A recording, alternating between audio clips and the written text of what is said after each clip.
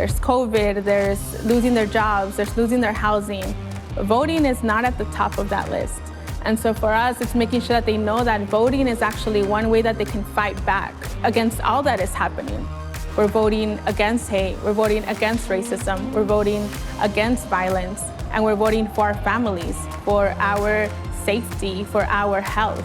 Our work is to make sure that the issues that we've been advocating for a long time become an electoral priority.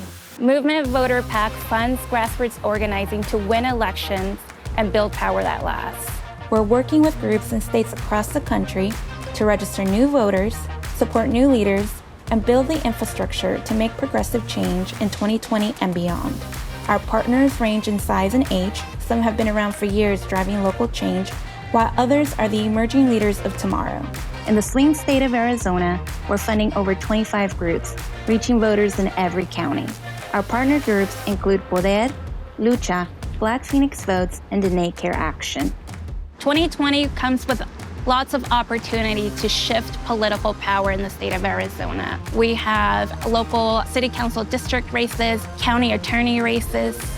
We are seats away from flipping the state house and state senate. A senate seat up for grabs. We're a presidential swing. By engaging voters and turning out communities of color and young people, we can take back our power at every single level. Fired up, can't take it no more. Arizona didn't become a swing state overnight. Arizonans have organized for over 10 years to overcome oppression. 2010, SB 1070 was the anti-immigrant law that was passed that year. It's just straight out uncomfortable. I felt like I had a target on my back. I had to be careful around police. I had to be careful around any authority. We had to fear getting out of our house. We had to fear going to school. You could just feel the tension in the community. No one was going anywhere. As a Latino person, how do you not take it personally? I got involved because in 2010, when SB 1070 passed, I decided that I didn't want to be afraid anymore and that we deserved better. It was the powder keg that sent a lot of people to the Capitol, that had a lot of people asking questions. It's folks that 15, 16, 17, 18 years old back then are now in their late 20s and are leaders in the organization. People that would no longer allow a law like SB 1070 to happen. Our organizations are mobilizing voters in the 2020 election at a mass scale. The pandemic will not stop us. This year, we're really excited because our campaign is to ensure that we get 1 million voters to march to the polls. So we'll try and get traffic through the phone calls. We'll let them know about the events if they have trouble registering online, or if the site doesn't work for them or they can't be found. We'll have them come through, they can register with the form and we could turn it in for them. But it's completely contact free if they want. We could do it over the tablet or the phone. And yeah, just a drive-through. If they don't want to come to the table or anything, they could stay in their car. We go over there, we hand them the mask and the gloves, we take them the clipboard, we take them everything, and we give it to them so they don't have to get out of the car to register to vote. Because nobody wants to get sick, no one wants to contract the virus if they go to the polls.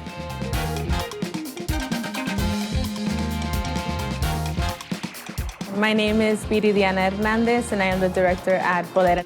Poder organizes and focuses on building new organizers and really taking a stance on things that a lot of politicians have tried to avoid for a long time. Things like police violence, things like the work of Polimigra. We're talking to 200,000 youth, but then we're also talking to 49,000 of their moms or their sisters or their aunts. And so that is going to be our strategy, is to, just as we organize as a family, to target our voters and go after voters as a family. Estoy aquí luchando por mi gente, por mí, por mis hijos, para un mejor futuro. Estamos organizándonos como comunidad y como grupo, equipo de padres, en cómo vamos a trabajar, en cómo vamos a hacer el movimiento más fuerte. We are going to be texting a lot of voters. Again, because of COVID, we have a program both on Zoom and in person. So why is this election critical? Is that this is what it currently looks like.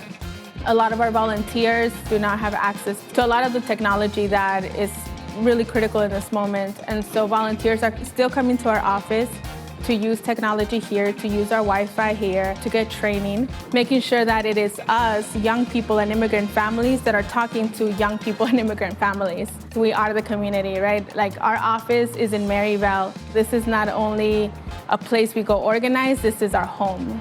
These organizations are from these neighborhoods. These leaders come from these streets. They know the issues, they've lived the issues day to day, and they've built trust with the community.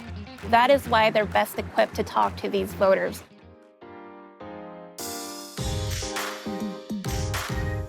We know that Black folks here can make or break an election. There's enough of us that can close a close race. We realized that Black folks hadn't been engaged on any issue in quite some time. And so we created a survey and started going into the neighborhoods. The survey proved to be really good. We talked to over 1,000 people. What we have started doing is doing like the texting and the phone banks to reconnect with those Black folks that we talked to through the survey. Those folks now are going to be like our voting base. Building relationships is the most important part of activism, of organizing. When you're there for community, you're part of community, you're helping and contributing to community, that trust is already there. So we don't only have to talk about voting, we can talk about why voting is important. We can talk about how it affects your family, how it affects your job, how it affects your day-to-day life. When COVID happened, there is a large population that were dramatically affected by it. The city did nothing. And so we started the mutual aid Phoenix Network based on a need for providing safe access to food and essential items to the community. Just being around is something that is also aiding to building that trust. We have to continue to show up for our interests and for our communities. And one of the ways we can do that is through voting.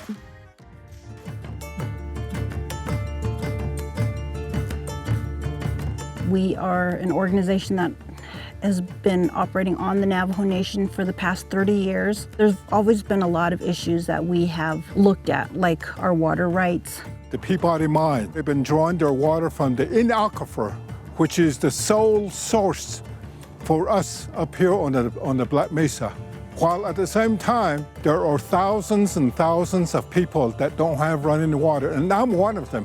Our pristine water is being destroyed, polluted, and wasted. The coronavirus, it's been very devastating to the Navajo people and the health people. They talk about we have to wash our hands, many times a day for 20 seconds. We can't do that because we don't have the water to do so. The rules and regulation that regulates the mining activity, it's all regulated by the federal government. So it's really important that the Navajo people take the election seriously. Diné Care Action is launching its inaugural Diné Voter Turnout Project. This initiative is unique in that it's by Navajo, for Navajo, with Navajo thinking. And there's no other organization that I'm aware of that can say that. So more often than not, we try to recruit people that we feel are willing to engage relatives, extended family members. On the Navajo Nation, we also call them our clan family members. Well, because we grew up here, we know our struggles, and we just know like our communities. I'm just trying to find like suitable ways to get the youth engaged in voting. Washington, igisipa sudla ade behazani yata yilago ado na yilna. Akoko di Washington da tahite no pinli. That hashi naha hajo nikai na bespahosen dod lehiki. We just have a lot of federal proposals which could really be harmful to a lot of tribal communities. We felt the urge to take action this year and pursue this in a way that we've never done in the past.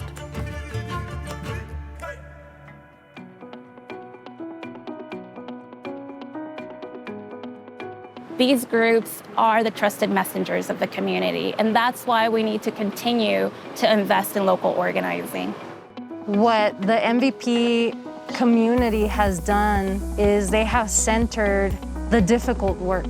They have centered the people that always get overlooked, and we are deeply grateful because not only are these dollars helping us win these elections and change the landscape in this state, what these dollars are also doing is building leaders that are going to stay and fight in the work. It's really rare to be trusted as people of color, to be trusted as women, and to be trusted as young people, to know our community's best. You're investing in a dream, and then it's up to us to make that dream happen. And that's the best part. The current conditions with COVID-19, with climate change, with the threats to our environment, to our land, by highlighting those things for people, that they will realize and understand how important it is to not just vote in this election, but to continue that. 10 years ago, I was afraid of a lot of things. I was afraid of my voice, of my power. I didn't know my rights. And in the last 10 years, it has been both a process to confront the injustice and the hate that we've lived and experienced, but also regain my own power and reclaim my own agency. There's still a lot of work to do, but we are in a moment of power that we were never before. The work that we're doing is paving the way for those wins to be able to happen.